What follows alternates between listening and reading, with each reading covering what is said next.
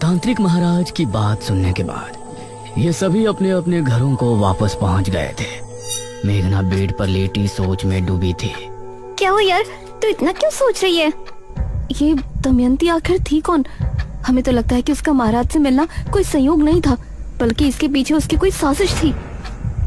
इस पर इशिता ने मेघना को हैरानी से देखा। अरे तेरी तबीयत तो ठीक है, ये किस टोन में बोल रही है तू? देख मेघना, मैं तो पहले ही यहाँ से जाना चाहती थी, तेरे कहने पे ही मैं रुकी हुई हूँ। मुझे इस गांव की कहानियों से कुछ लेना देना नहीं है। कल एकादशी है, हमें बस उस मृत्युंजय अमृत का सैंपल लेना है और परसों सुबह होने से पहले इस गांव को छोड़ देना है। That's it। ये कहकर इशिता ने चादर तानी और सो गई। इसे कैसे बताऊं कि मैंने खुद को सपने में राजकुमारी बने देखा है। मुझे अपने सपनों का पूरा रहस्य जानना है, मैं यहाँ से नहीं जा सकती।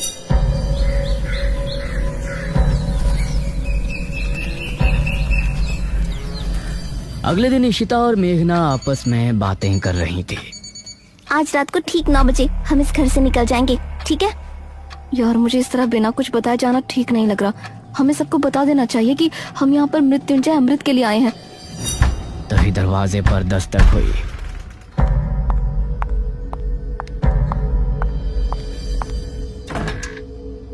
अरे अनुज तुम? हाँ मैं। क्या बातें चल रही हैं? तुम लोग आज रात मृत्युंजय अमृत को लाने की बात तो नहीं कर रहे ना? नहीं नहीं, ऐसा कुछ नहीं है। गांव में इतनी प्रॉब्लम चल रही है, ऐसे में हम कैसे मृत्युंजय अमृत के बारे में सोच सकते हैं? हाँ वही कह रहा हूँ, आज रात तांत्रिक महाराज अनुष्ठान शुरू करेंगे। सभी को घरों में ही रहना है। तुम बेफिक्र रहो, हम कहीं नहीं जाने वाले।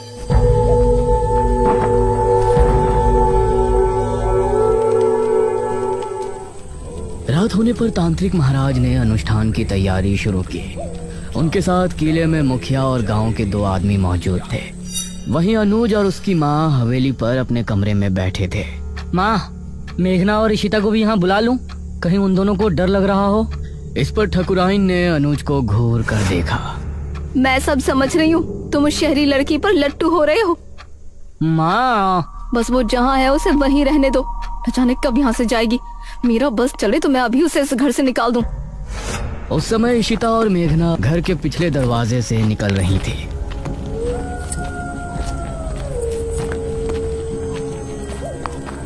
मुझे अब भी कुछ ठीक नहीं लग रहा। ये लोग क्या सोचेंगे?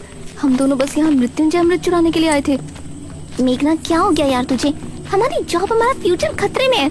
हम इस राजा रानी वाली कहानी में उलझने नहीं आए थे। ये इन गाँव वालों की प्रॉब्लम है, हमारी नहीं। तो चल ना जल्दी। ये दोनों घर से निकलकर गली की तरफ आ गई थी। गांव में सभी लोग अपने अपने घरों में बैठे थे। सभी तांत्रिक महाराज के अनुष्ठान के सफल होने की प्रार्थना कर रहे थे। पूरा सामने जंगल का रास्ता। उस समय गांव का एक आदमी राजू सिगरेट पीता हुआ जंगल की तरफ से आ रहा था। अरे यार, आज तो होश बहुत ही ज्यादा है, सिगरेट भी नहीं सुलग रही। कुछ ही दूरी पर उसको इशिता और मेघना सामने से आती नजर आ रही थी। अरे वाह, यह तो वही शहरी हसीनाएं हैं जो मुखिया के घर ठहरी हैं। इनसे जान पहचान बढ़ाने का यह अच्छा मौका है। वो भी कुछ दूरी के फासले से इनके पीछे हो लिया। इशिता और मेघना ने अभी जंगल की सरहद पर कदम रखा ही था कि तभी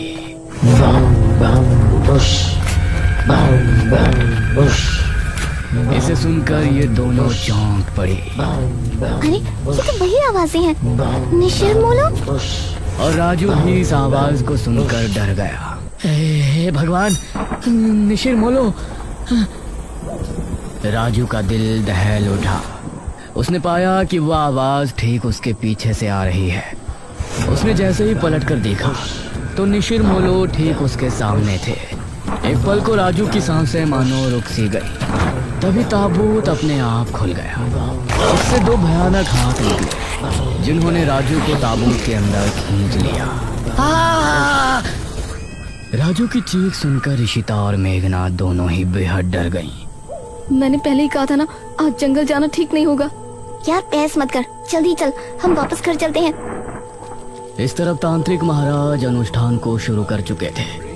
वो आंखों को बंद किए लगातार मंत्रों का जाप कर रहे थे। मुखिया और वो दोनों आदमी उनसे कुछ ही दूरी पर थे। भागो जल्दी, कहीं निशिर मोलो हमें देख ना ले। इशिता और मेघना दोनों अब डरी हुई हालत में आगे बढ़ रही थी, लेकिन वो आवाज कम होने के बजाय और बढ़ती जा रही थी। माँ, मैं यहाँ क्या करूँगा? मैं भी किले पर जा रहा हूँ। हो सकता है पिताजी को मेरी जरूरत हो। अरे भूल गए क्या, किसी को भी बाहर नहीं निकलना है। अरे मुझे कुछ नहीं होगा। वैसे भी निशिर मोलो की आवाज अभी तक नहीं सुनाई दी। मुझे नहीं लगता कि वो आ जाएंगे। ये कहकर अनुज अपनी माँ की बात काटते हुए घर से निकल गया। इस तरफ तांत्रिक महाराज भी अपनी आंखें बंद किए ध्यान मग्न थे। तांत्रिक महाराज ने खुद को एक अंधेरी जगह पर पाया। क्या यहाँ कोई है? सामने से कोई जवाब नहीं आया और तांत्रिक महाराज के पास एक तितली आकर रुकी। वो तितली अंधेरे में चमक रही थी। वो कुछ देर उनके पास रुकी रही और फिर एक तरफ चली गई। तांत्रिक महाराज भी अब उसके पीछे हो लिए। काफी देर तक चलने के बाद वो तितली जमीन पर बैठ गई। तांत्रिक महाराज ने पाया कि जमीन पर एक दरवाजा लगा हुआ है। वो तितली उस पर बैठते ही गायब हो गई। मेघना और इशिता को भागते हुए काफी समय हो गया था। किला इनके सामने ही था। सामने से अनुज भी आ रहा था। उसने इन दोनों को सामने से आता हुआ देखा। अरे हम मेघना और इशिता, ये तीनों एक दूसरे को देखकर हैरान रह गए। तुम दोनों यहाँ क्या कर रही हो? तुमको तो अपने कमरे में होना चाहिए था। मेघना कुछ कहती, लेकिन इससे पहले ही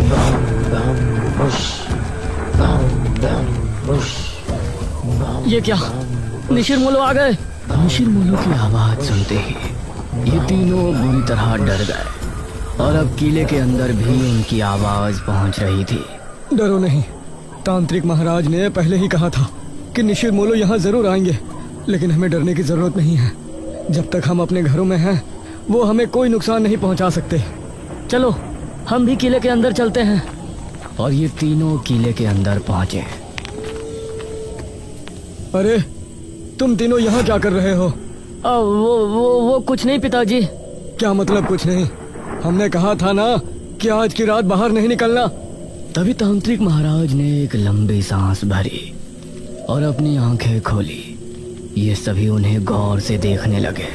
क्या हुआ तांत्रिक महाराज, कुछ पता चला? मैंने अपनी पूरी शक्ति लगा दी, लेकिन मुझे सिर्फ एक दरवाजे के अलावा कुछ नहीं नजर आया। इस पर सबसे पहले मेघना ने सवाल किया। कैसा दरवाजा? वो दरवाजा किसी चौखट पर नहीं, बल्कि जमीन पर लगा हुआ है। शायद कोई तहखाना है। इसका मतलब है कि वो किताब किसी तहखाने के अंदर ही है। ठीक है महाराज, हम लोग सुबह होने पर गांव के कुछ आदमियों को लेकर राजमहल जाएंगे और उस तहखाने को ढूंढेंगे। हाँ, यही विचार ठीक होगा। अब आप लोग अपने घरों को जा सकते हो। ध्यान से जाना, निशिर मोलो अभी भी तुमको रास्ते में मिल सकते हैं। जो आ गया महाराज।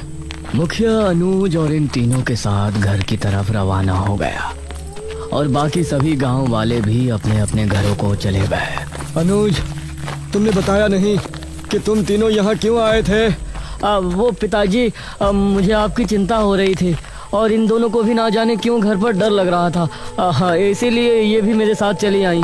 मुखिया को अनुज की बात में सच्चाई नहीं नजर आ रही थी, लेकिन उसने आगे कुछ नहीं कहा। कुछ देर बाद ये चारों घर पर पहुंचे।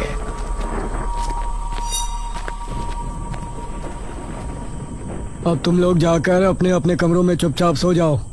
कोई मस्ती मजाक नहीं। जी पिताजी। ये कहकर मुखिया अपने कमरे में चला गया। फिर मेघना ने अनुज की तरफ देखा। थैंक यू अनुज, तुमने हमारे लिए अपने पिताजी से फिर झूठ बोला। अरे कोई बात नहीं मेघना, तुम्हारे लिए तो मैं 1000 झूठ भी बोल सकता हूँ। ये कहकर अनुज मुस्कुराते हुए अपने कमरे में चला गया। फिर इशिता और मेघना भी अपने कमरे में पहुंची। उस रात मेघना के मन में कई सवाल चल रहे थे। करीब 4 बजे जब वो सो रही थी तो उसने अपने आप को राजमहल में खड़ा हुआ पाया। अपने उसी राजकुमारी वाले अवतार में वो एक गलियारे से होती हुई आगे बढ़ रही थी। सामने ही एक बड़ा सा दरवाजा नजर आ रहा था। वो उस दरवाजे से होती हुई अंदर पहुंची। सामने एक अलमारी थी। उसने उस अलमारी को खोला तो उसके अंदर एक बक्सा रखा था। उस बक्से को खोलने पर उसे एक अंदर बड़ी सी चाबी रखी हुई नजर आई। मेघना सपने में बिल्कुल सही सलामत थी, लेकिन बाहर उसका पूरा शरीर पसीने से सराबोर हो गया था। तभी इशिता ने करवट ली तो उसने एक पल को आंखें खोलकर मेघना को देखा। मेघना, क्या हुआ तुझे? उठ। उसने मेघना को झंझोड़ा तो मेघना की नींद टूटी। क्या हुआ तुझे मेघना? देख तुझे कितना पसीना आ रहा है। मेघना नींद से जागी और लंबी लंबी सांसें लेने लगी। अरे कुछ तो बोल, कोई बुरा सपना देखा क्या? मेघना ने इशिता के जवाब में हल्का सा हाँ में सर हिलाया। इशिता ने उसे पीने के लिए पानी दिया और फिर उससे लिपट कर लेट गई। सुबह होने पर तांत्रिक महाराज कुछ गांव के लोगों को लेकर राजमहल पहुंचे। कोई भी कमरा, कोई भी गलियारा छूटना नहीं चाहिए। जी महाराज। गांव के सभी लोग अब अलग अलग गलियारों में चले गए। एक आदमी जिसका नाम मनीष था, वह एक कक्ष के सामने खड़ा था।